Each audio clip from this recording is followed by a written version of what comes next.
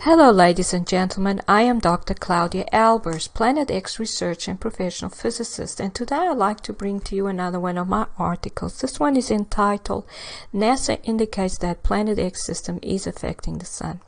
And I have written previously in article 88 something that challenged NASA to prove that Planet X does not exist, and that was after the NASA spokesman Dr. David Morrison stated categorically that Planet X does not exist. So I challenged NASA to prove that it indeed does not exist, and I suggested that they stop using that. In order to do that, they should stop using cutoff lines in the SDO images, stop removing data, and provide the public with access to their SDO live feed in real time.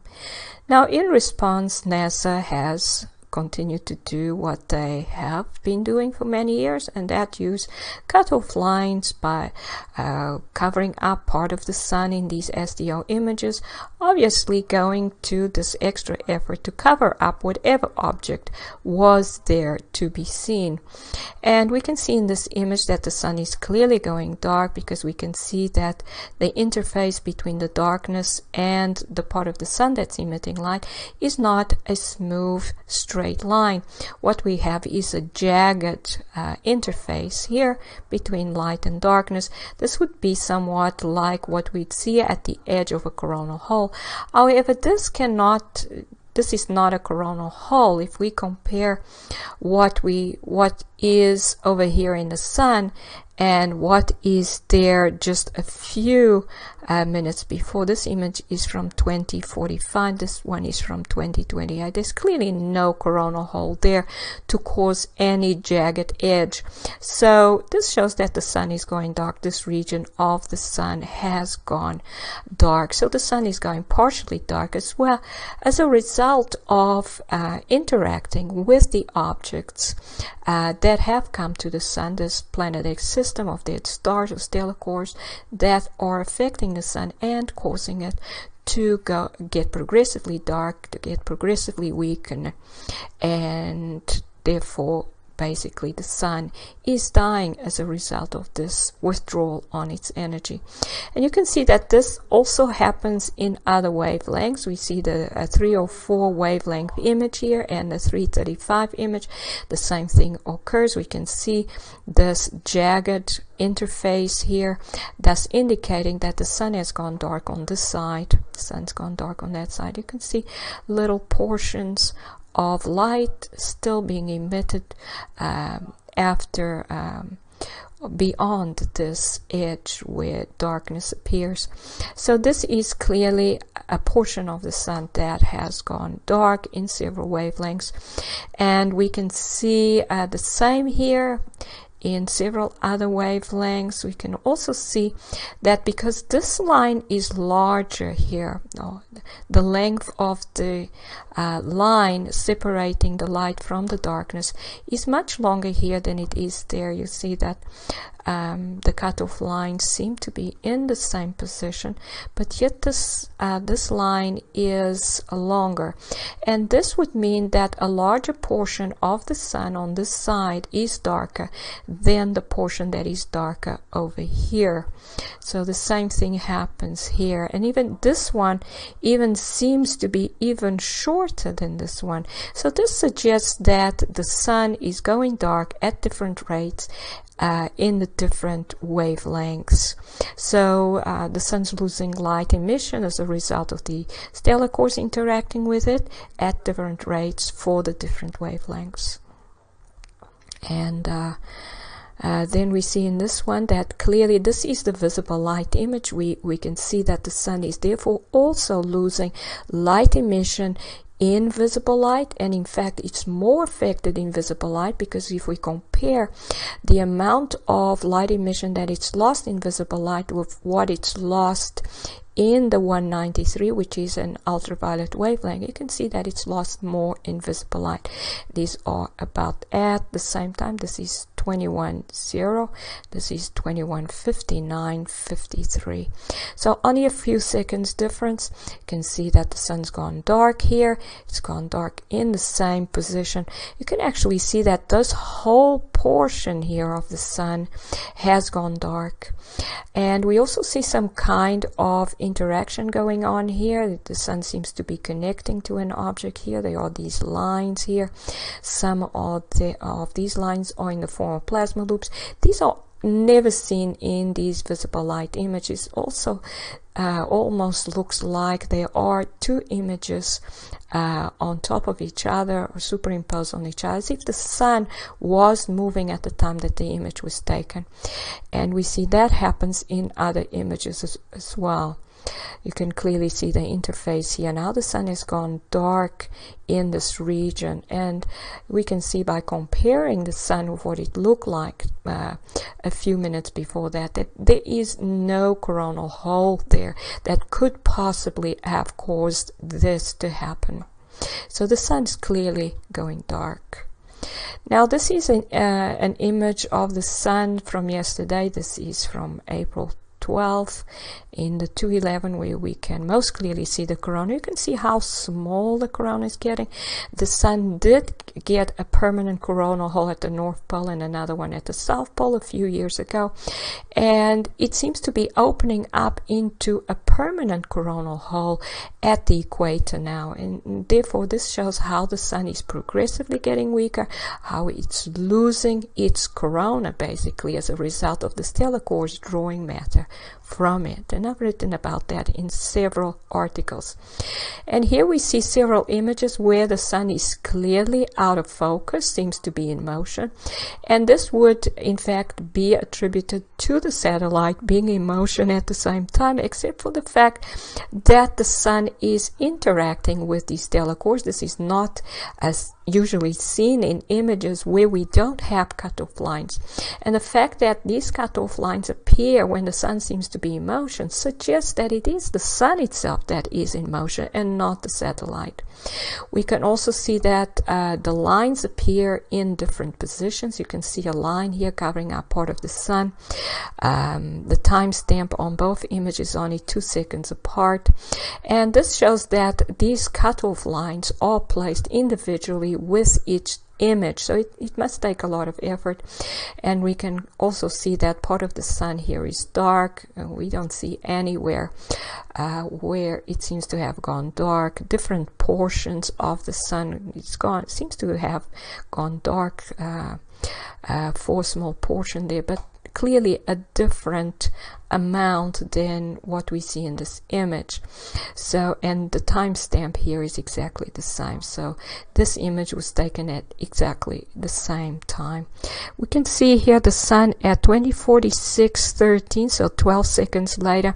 It's still slightly out of focus in the 193 image that was taken at that time, so possibly indicating that the sun was still in motion. You can see see this cutoff line seems to be in a different position to what it was in the other images. Again, and there's no cutoff line appearing at the top.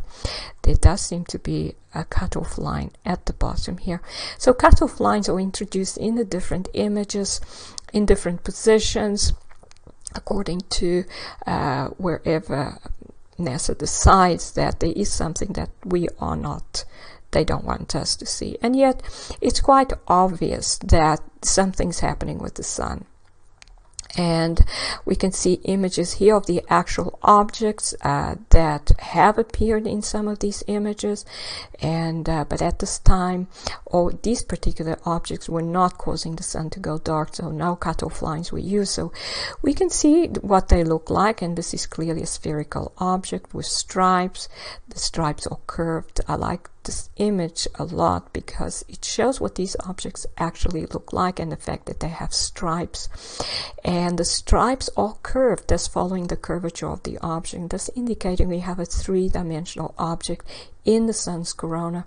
We can see the plasma that is attached to the object as the object moves in its trajectory around the sun. So this is clear proof that these objects are there. They are in the sun's corona. They are interacting with the sun, and sometimes some of them actually cause the sun to go dark. It happens during the SDO eclipse season, and it happens at these times when the sun goes partially dark, as these images indicate from April 11th. We can see another one of these objects. This is the blue stellar core, and this stellar core was photographed through a telescope by Scott Sion.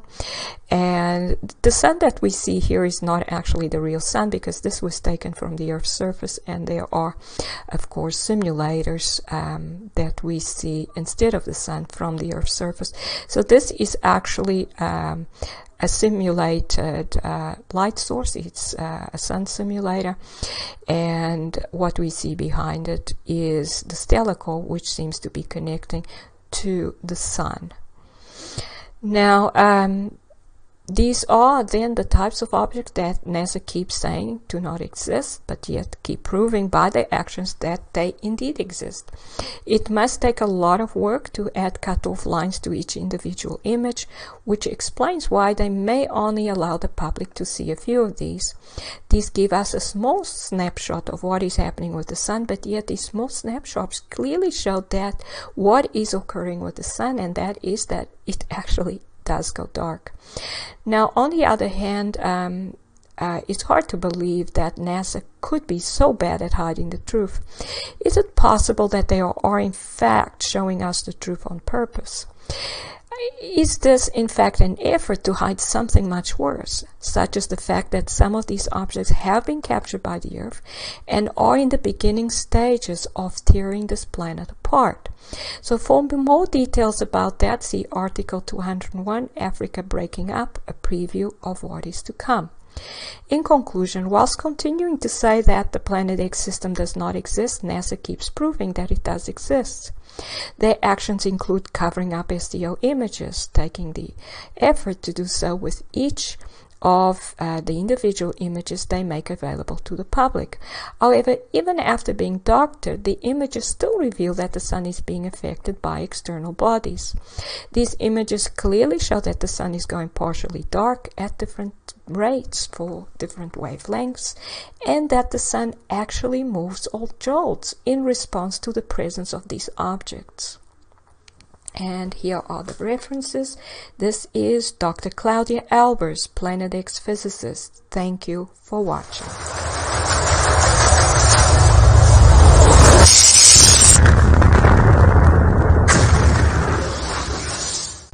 Саша, снизу под обстановкой, говорят, тоже есть мягкий поручень. Но выбирай сам себе, как пойдешь. Хорошо.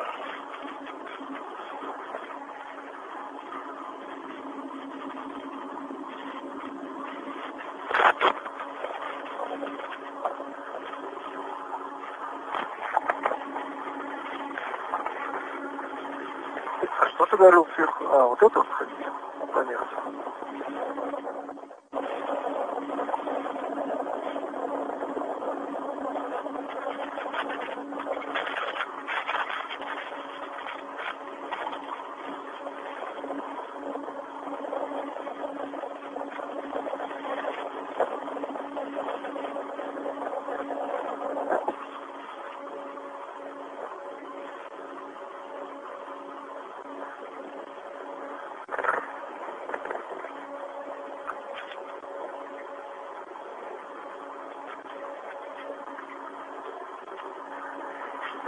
Так, я перешел на мягкие и частично продольные поручни большого диаметра.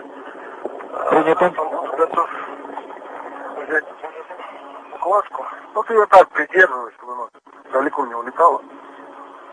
У меня сейчас продолжим движение.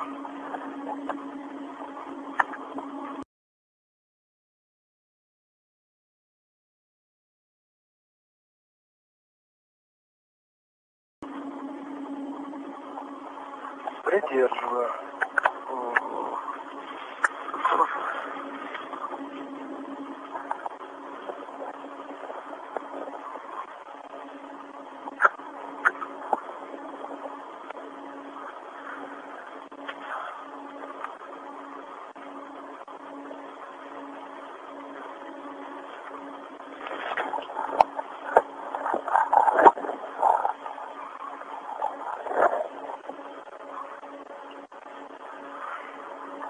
Так, складку перецепил.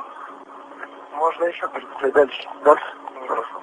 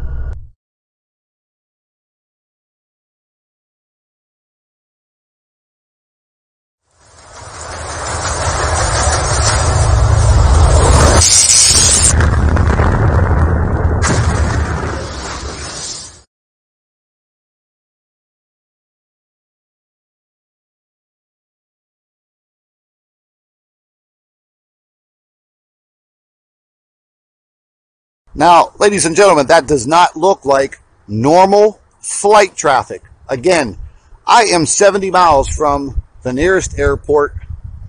FAA regulations, jumbo jets, legally in the air, they're not going to be flying that close together. We got this guy right here.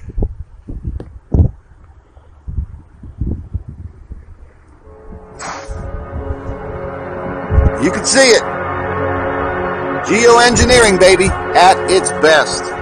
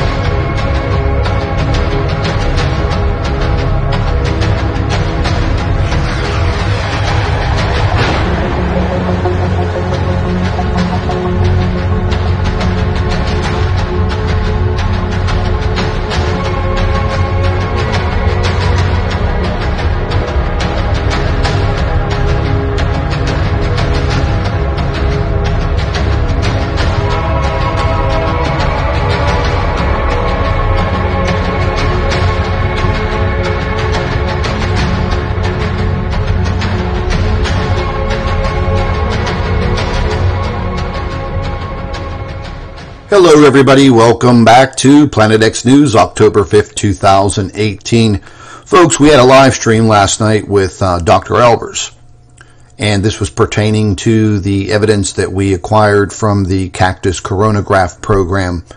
And the Cactus is used for the detection of coronal mass ejections.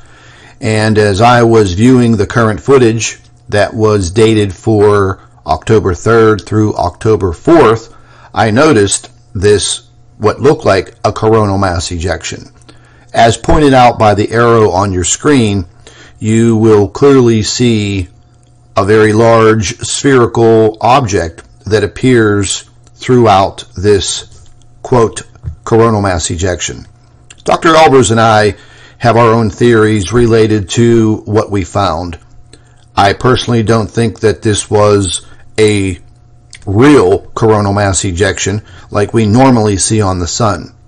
We have theorized that this ejection, well, this was basically part of Planet X moving through the sun's corona, disturbing the sun's corona and creating this so-called coronal mass ejection and literally pulling plasma from the sun. Now, throughout this short video, as requested by many people asked if I could just show this evidence in a shorter video, so here we go. So I've labeled this object with arrows so you can tune in and you can see exactly where this object is. And folks, the bottom line is, what else would it be? I mean, let's be realistic here. Do you think that something like this is just going to appear in these images and this recording? Absolutely not. I stumbled onto this like I do a lot of the Planet X captures that I've found over the years. This started out with looking at a composite image of the C2, C3 coronagraphs. And I noticed a very, very odd, explosion on the sun. And that is what led me over to the Cactus. And once I started observing the recording for the 3rd of October and going into the 4th of October, I noticed a very, very weird signature on that Cactus coronagraph. It kind of just didn't match up with what I normally see. So that led me into further investigating and downloading the video and basically tearing it apart. And I wanted to see what was actually there. And as all of you can see clearly, that is a very large spherical body, much, much larger than the planet Jupiter. Folks, some people will say it's nothing more than an anomaly. I beg to differ. The object was clearly moving away from the sun. It moved through the sun's corona, and there was a major disturbance on the sun. Ladies and gentlemen, we have been seeing this now for many, many years. I've been detecting this since 2016. And once again, the evidence is clear and right in front of your eyes. This is Scott from Planet X News. Thank you for watching.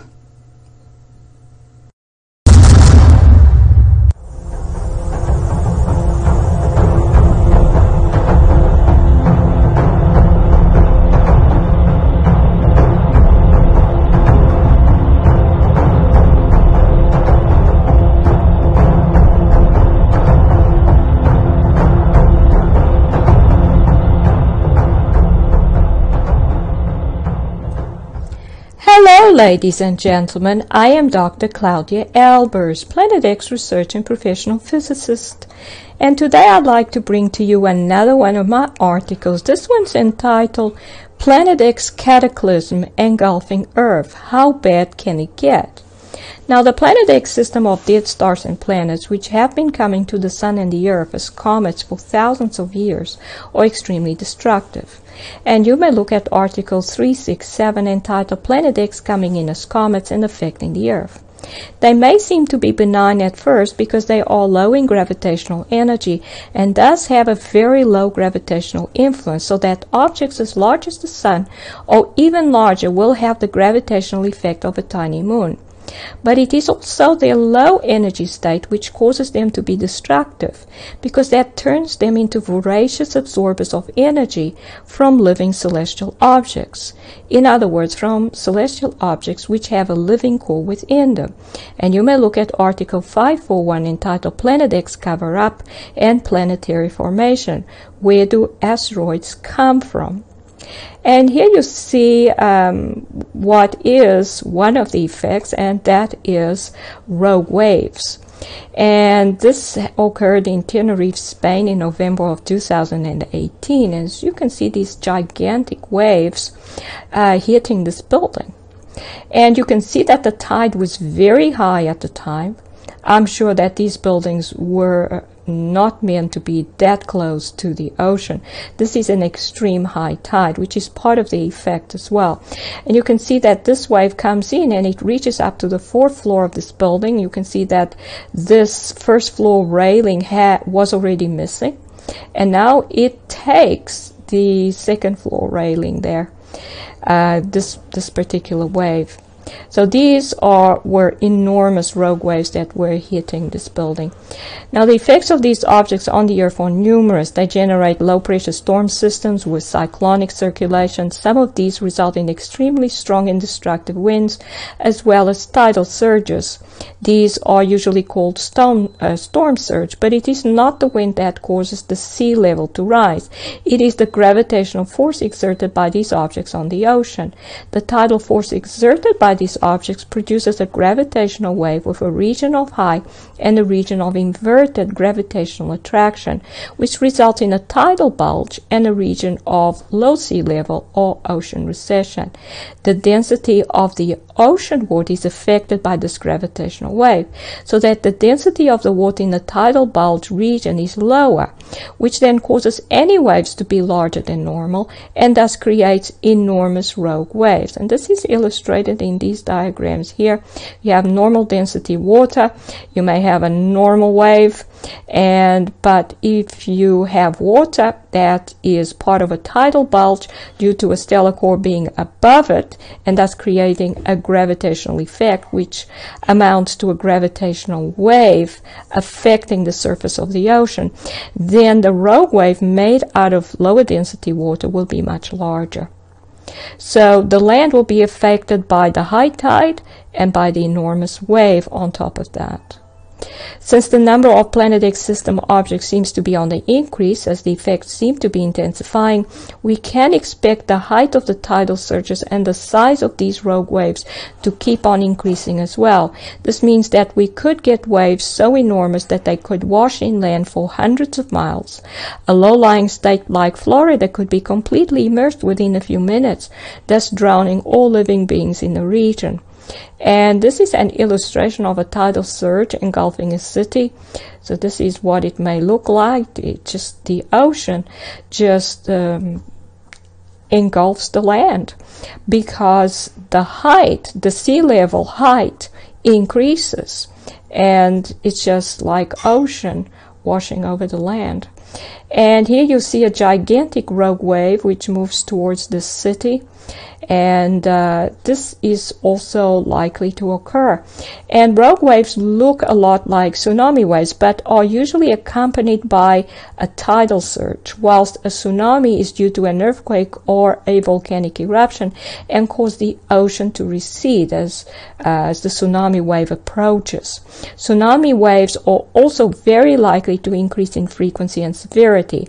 How bad can it get? If several large Planet X system stellar cores come in at one time, they can cause all volcanoes on Earth to erupt and all fault lines to go into earthquake event mode.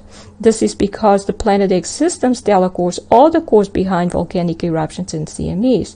And you may look at Article 501 entitled Planet X Induced Volcanic Eruptions or like an Earth CME, and Article 505 entitled Planet X Creating Earthquakes by Inducing Positive Plasma Current Flows. Now, lava would flow across large amounts of the land masses. Other areas would be covered in smoke and ash. In addition, all cities on Earth would be extensively damaged due to the earthquake, and the resulting tsunamis would wash over the land masses and destroy all the coastal cities. The volcanoes on the ocean floor would also erupt and greatly damage the ocean environment. Thus, this event would destroy all life on the planet, or could destroy all life on the planet. It is an extinction level event. And here you have an aerial view of the Manem volcano in Papua New Guinea, which erupted today, January 11th, 2019, and it sent an ash cloud into the air which rose up to 50,000 feet. So these events are happening. Now, the other effects are the appearance of fissures and sinkholes and the loosening of the ground, which then leads to land and mudslides when the rains come. The rain, too, is due to the Planet X objects and their debris entering the atmosphere, and thus the increasing trend in floods and severe rainfall are also due to more and more of these objects approaching the Earth. And you may look at Article 529 entitled Planet X Debris Field and Water Clouds for more details. These effects seem to have sharply increased since 1998, which is the year by which the sun went permanently dark, and thus shows that there is an association between the sun going permanently dark and the increasing numbers of these objects coming to the Earth. You may look at Article 536 entitled Was the Sun Already Not Shining by 1998.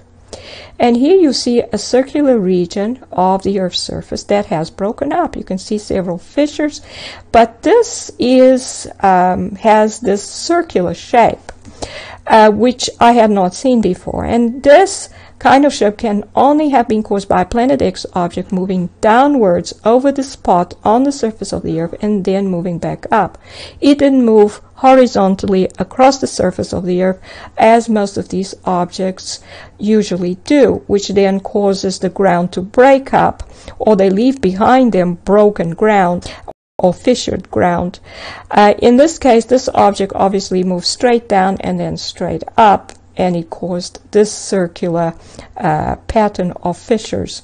And this is illustrated here, what it would have happened. So this creates a gravitational wave on the surface of the Earth, where you have high density and low density regions. The yellow are the low density regions, and they are actually in the form of a ring. And as the object comes down, then this wave pattern would decrease in size. So the radii would decrease.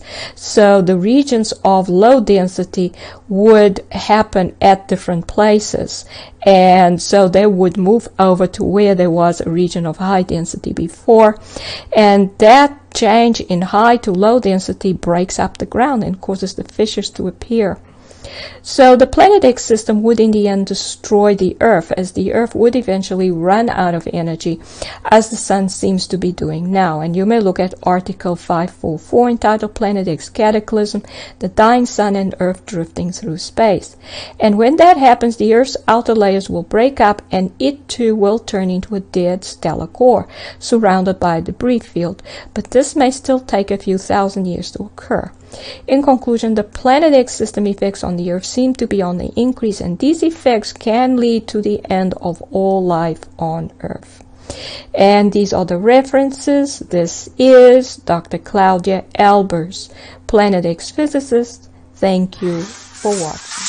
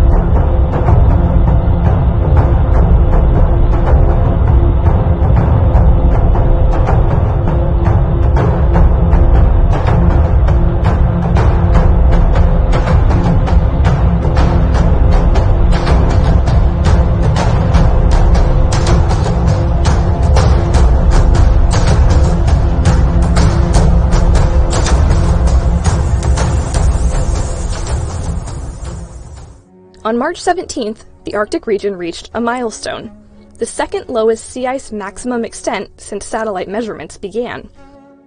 The 4 lowest maximum Arctic extents on record have been in the last 4 years, according to analysis from NASA and the National Snow and Ice Data Center. This year's maximum extent reached 5.59 million square miles. But what does that really mean? How and why do we track sea ice? We've got a good record of extents since the late 1970s. So by now, the record of the Arctic ice is clearly one of a decreasing ice cover. To answer some of my questions, I talked with Dr. Claire Parkinson, who has been studying sea ice from space for the past 4 decades. I got a job at NASA's Goddard Space Flight Center in July of 1978, and I've been here ever since, and I've had the phenomenal opportunity of getting to start when the satellite data was still fairly new, and when at Goddard people were trying to figure out how to use the satellite data to reveal information about the Earth.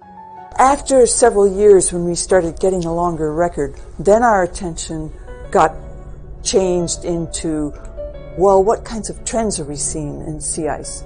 We've maintained this record of sea ice, and we recognize now that it's very important for climate change because sea ice is one of the variables in the Earth system that has been changing the most dramatically, especially in the Arctic. But sea ice doesn't just react to warming global temperatures. It can actually accelerate the temperature increases. Now, the less sea ice coverage feeds back into the warming. Because if you've got less sea ice cover, that means less of the sun's radiation that comes down to the surface will get reflected back. Sea ice fluctuates with the seasons, growing during the cold, dark winters until reaching an annual maximum extent in February or March in the Arctic, and then shrinking through the summer until reaching a minimum in September. In the Arctic case, in late summer it extends over about 5 million square kilometers. In late winter, it extends way further, over about 15 million square kilometers, which is about 1.5 times the area of Canada. So studying sea ice includes tracking how it changes seasonally. Rather than just looking at the annual summer minimum, scientists track how the ice changes throughout the year to get a fuller picture of change. Every month of the year has decreases in the Arctic, and it doesn't mean every single year has less ice than the year before, but it means that overall the trend is downward.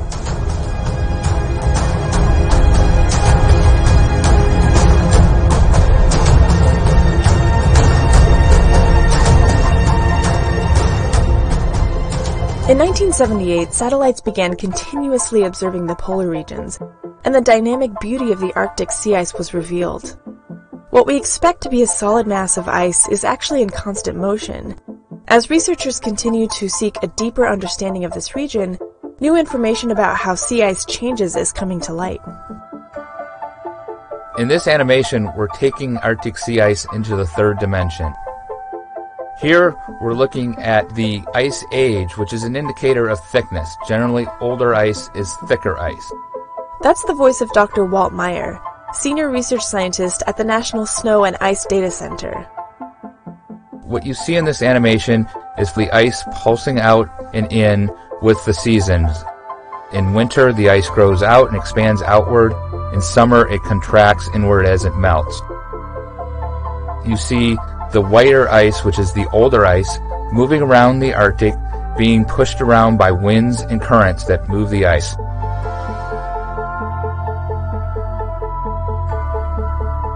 Over the years, the ice pulses around and moves around towards the top along the coast of Greenland.